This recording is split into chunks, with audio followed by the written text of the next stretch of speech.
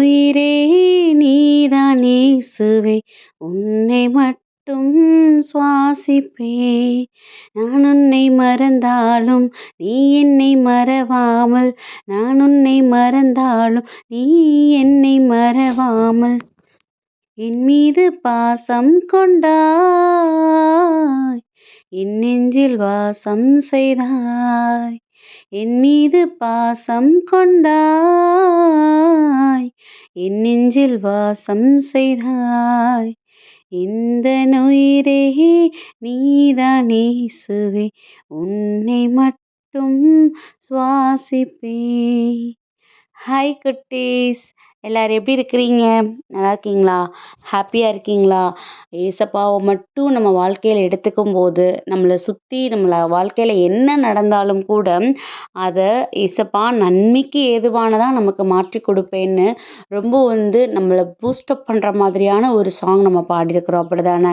நம்ம வாழ்க்கையில் தேடல்கள், ஓடல் எல்லாமே இருக்கலாம். நம்ம எதை நோக்கி ஓடிட்டுருக்கோங்கிறதே தெரியாமல் நம்ம இந்த உலகப்புறமாக ஓடிட்டுருப்போம். ஆனால் ஏசப்பா என்ன சொல்கிறாரு? உன்னுடைய தேடல் சரிதான், நீ அதை நோக்கி ஓடுறதும் சரிதான். ஆனால் நீ அந்த ஓடுகிற பயணத்தில் நீ தனியாக ஏன் ஓடுற? நீ என்னைய சேர்த்துக்கிட்டன்னா நான் உன்னை தூக்கிக்கிட்டு அந்த பாதையை எவ்வளோ ஈஸியாக்க முடியுமோ அவ்வளோ ஈஸியாக நான் உன்னை கூட்டிகிட்டு போவேன்லன்னு நம்மளை பார்த்து சொல்கிறாங்க குட்டீஸ். ஏன் அப்படி சொல்கிறாங்க அப்படின்னா, ரோமியர் 8:18-19 பார்த்தீங்கன்னா, இக்காலத்தில் நாம் படும் துன்பங்கள் எதிர்காலத்தில் நமக்காக வெளிப்பட போகிற மாட்சியோடு ஒப்பிட தகுதியற்றவை என நான் எண்ணுகின்றேன். இம்மாட்சியுடன் கடவுளின் மக்கள் வெளிப்படுவதை காண்பதற்காக படைப்பே பேராவலோடு காத்திருக்கிறதுங்கிற வசனம் அழகாக கொடுக்கப்பட்டிருக்குது. யாரெல்லாம் மனசில் சோர்வுலையும் ஒரு ஏமாற்றத்தோடும் இல்லை எதிர்பார்த்து இருக்கீங்களோ, இல்லை இதில் எந்த சூழ்நிலையில் நம்ம வெற்றி பெறுவோம்னு நினச்சிட்டு இருக்கீங்களோ, அவங்க எல்லாருக்குமே இந்த அருமையான வசனம் கொடுக்கப்பட்டிருக்குது. நம்ம கடவுளுடைய பிள்ளைங்க அப்படின்னா நம்ம கூட கடவுள் இருக்கிறாரு, ஏசப்பா நம்ம கூட இருந்து அவருடைய கரம் நம்மளோட செயல்களில் இருக்குது அப்படின்னா, இப்போ நம்ம படப்போகிற துன்பங்கள் வருகிற நாட்களில் நம்ம பெறப்போகிற ஆசீர்வாதத்தை கம்பேர் பண்ணும்போது அந்த துன்பங்கள்லாம் ஒரு பொருட்டே கிடையாதான் குட்டீஸ். அப்போது நம்ம அவரை இறுக பற்றி பிடிச்சிக்குவோம். நமக்கு ஏதோ பயமாக இருக்குது அப்படிங்கிற பட்சத்தில் நம்மளால் சந்தோஷமாகவும் இருக்க முடியாது. அதனால நம்ம ஏசப்பாவை இறுக பற்றி பிடிச்சிக்கிட்டு நம்ம கண்ணை இறுக மூடிக்குவோம். அவர் நம்மளை இந்த ஓட்டத்தில் தூக்கிக்கிட்டு எவ்வளவோ போராட்டங்களாக இருந்தால் கூட, எவ்வளவோ முற்களாக இருந்தால் கூட, எவ்வளவோ பயமான சூழ்நிலைகளாக இருந்தால் கூட அந்த பாதைகள் எல்லாவற்றையும் நம்மளை கடந்து வர பண்ணுவார்.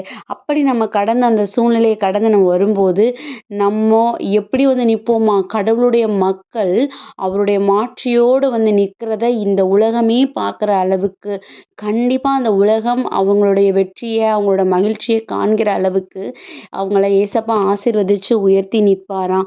ஸோ அதை தான் இந்த வசனத்துலையும் கொடுக்கப்பட்டிருக்குது. ஸோ அவருடைய பிள்ளைகளாக இருக்கிற நாம் எந்த ஒரு சூழ்நிலையும் சோர்ந்து போகாமல் இன்னைக்கு முடிவெடுப்போம். ஏசப்பா, இந்த சூழ்நிலையை உம்முடைய கரங்களில் ஒப்பு கொடுத்துட்டு நான் கண்ணை இறுக மூடிக்க போகிறேன். நான் ஒரு எட்டு கூட எடுத்து வைக்க போகிறது கிடையாது. நீங்கள் என்னை தூக்கிக்கோங்க.